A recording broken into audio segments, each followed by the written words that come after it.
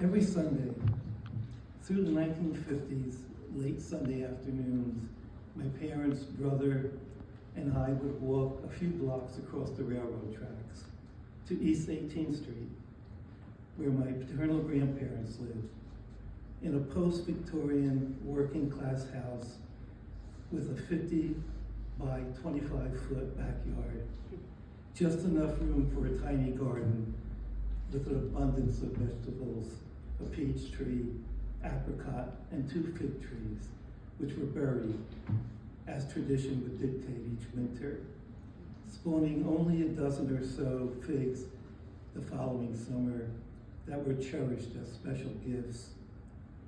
The harvest was preserved yearly in bull mason jars. My grandfather would make wine, then tend to his roses garnished with fish heads under old broken gallon bottles. Exploring this tiny haven, I snuck down the coal chute into the basement, hearing the footsteps of uncles, aunts, and cousins, all living nearby in different directions, like a map depicting the spokes of a wheel.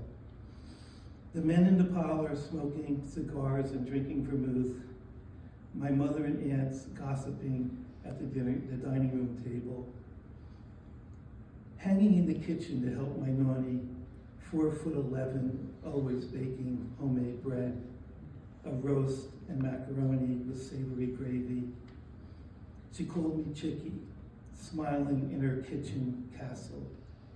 I was her sous chef, admiring her artistry, who didn't read or write, signed her income tax with an X, created shirts, dresses, and pants on an old sewing machine, powered by her tiny feet.